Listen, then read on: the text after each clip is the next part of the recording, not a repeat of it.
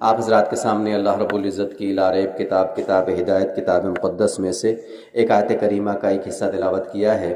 اللہ رب العزت کی بارگاہ میں دعا ہے کہ اللہ تبارک و تعالی مجھے اس آیت کریمہ کی روشنی میں حق اور سچ بیان کرنے کی توفیق نصیب فرمائے اور پھر ہم سب کو اس پر عمل کرنا آسان فرمائے۔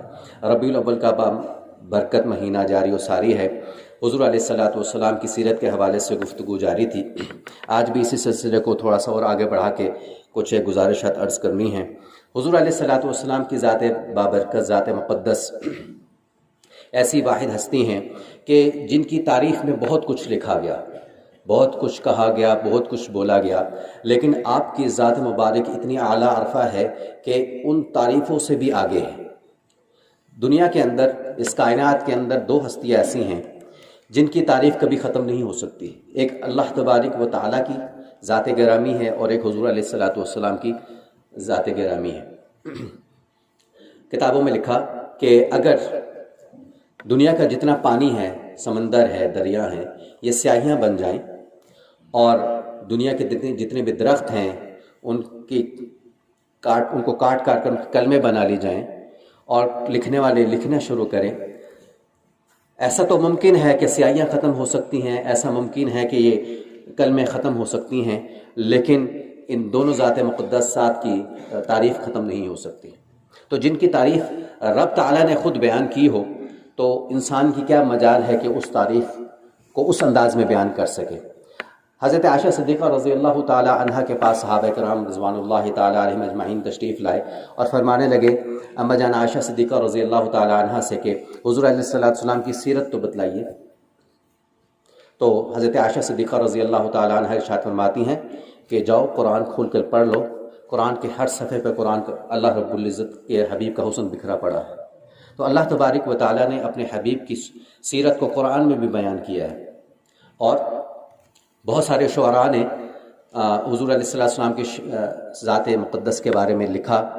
ایک شاعر گزرے ہیں، عربی کے ایک شاعر ہیں، انہوں نے حضور علیہ السلام کی شان و مناقب میں 40,000 اشعار کہے۔ کتنے؟ 40,000 اشعار کہے۔ اور اس جتنی بھی عربی شاعری ہے اس کا ترجمہ ہمارے پاکستان کے ایک شاعر ہیں حفیظ طائب، انہوں نے کیا ہے۔ تو جو انہوں نے آخری شعر لکھا نا وہ بڑے قابل غور ہیں۔ وہ کہتے ہیں فکر ہے تھکی رسا سنہ باقی ہے، فکر ہے تھکی رسا سنہ باقی ہے، تمام عمر لکھا سنہ باقی ہے، تمام عمر لکھا سنہ باقی ہے، پیج ختم ہوا سنہ باقی ہے۔ کہ میری زندگی گزر گئی حضور کی شان میں لکھتے لکھتے، لیکن میرے صفحے ختم ہو گئے، لیکن حضور کی شان ختم نہیں ہوئی۔ حضور علیہ السلام کی ذات بابرکت اتنی عظیم اعلیٰ ہے، اس سے ہمیں میسج کیا ملتا ہے؟ اللہ رب العزت نے حضور علیہ السلام کو اس دنیا میں بھیجا تو آپ کے آنے کا پرپس کیا تھا، مقصد کیا تھا؟ آج ہمیں مقصد بعثت کو سمجھنے کی ضرورت ہے۔ حضور علیہ السلام کی دنیا میں تشریف آوری کا مقصد کیا تھا، مقصد آمد مصطفیٰ کیا تھا، اس کو سمجھنے کی ضرورت ہے کہ حضور علیہ السلام دنیا میں تشریف لائے اللہ کے دین کو آگے پہنچانے کے لیے، اللہ کے دین کو آگے پہنچانے کے لیے، کیونکہ اب حضور علیہ السلام کے آنے کے بعد کوئی نیا نبی نہیں آ سکتا، یہ ہمارا آپ کا عقیدہ ہے۔ حضور علیہ السلام خاتم النبیین ہیں، آپ کے اوپر نبوت ختم ہے، آپ کے بعد کوئی نیا نبی نہیں آ سکتا۔ ہاں، حضرت عیسیٰ علیہ السلام نے اگرچہ آنا ہے، لیکن جب وہ تشریف لائیں گے قرب قیامت میں تو حضور علیہ السلام کے امتی بن کر آئیں گے، پیغمبر کی حیثیت سے نہیں آئیں گے، امتی بن کر آئیں گے۔ تو حضور علیہ السلام آخری نبی ہیں۔ ما کان محمد ابا احد من رجالکم ولکن رسول اللہ وخاتم النبیین، آپ کے بعد کسی نبی نے آنا نہیں۔ جب آپ کے بعد کسی نبی نے آنا نہیں تو پھر حضور علیہ السلام کا جو پیغام ہے دعوت کا، اسے کرنا کس نے ہے؟ تو علماء حدیثوں کی روشنی میں اس کا جواب دیتے ہیں کہ اس امت نے کرنا ہے۔ حضور علیہ السلام کے اس پیغام کو، دعوت کے پیغام کو لے کر پوری دنیا تک جانا ہے، جس طرح صحابہ کرام رضوان اللہ تعالیٰ علیہم اجمعین پوری دنیا میں چلے گئے اور انہوں نے حضور کی دین کی دعوت کو لے کر پوری دنیا تک پہنچایا۔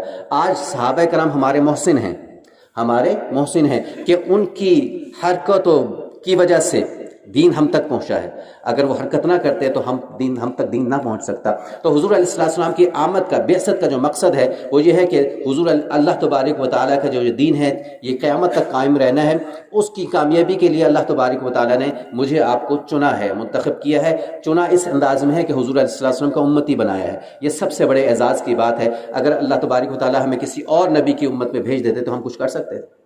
یہ بھی ہمارا اعزاز، اللہ پاک نے ہمیں آنر دی ہے کہ ہمیں حضور علیہ السلام کی امت میں پیدا کیا ہے۔ اللہ اکبر، ہمیں نبی علیہ السلام کی امت پہ پیدا کر کے اللہ پاک نے ہمارے ذمہ ایک کام لگا دیا، هو اجتباکم، اللہ نے الفاظ کہیں تم منتخب شدہ ہو، تمہیں منتخب کیا گیا۔ پہلے ہم اپنی امپورٹنس کو پہچانیں کہ ہم، اللہ تبارک و تعالیٰ نے ہمیں چن کے بھیجا ہے، حضور علیہ السلام کی امت میں بھیجا ہے۔ اب حضور علیہ السلام کی امت میں آ کر جب ہم نے کلمہ پڑھ دیا لا الہ الا اللہ محمد الرسول اللہ، تو پھر اس پیغام کو آگے تک پہنچانا ہے، ایسے عوام تک پہنچانا ہے جن تک یہ کلمہ نہیں ہے۔ تو اس کے لیے ایک محنت ہے، اسی محنت کو سیکھنے کی جو جہد ہوتی ہے، جیسے کوئی بھی کام ہم دنیا کا سیکھنا چاہیں اس کے لیے خاص جگہ پہ جانا پڑتا ہے، سیکھنا پڑتا ہے، تو دین بھی سیکھنے کی چیز ہے، دین کو بھی سیکھنا چاہیے۔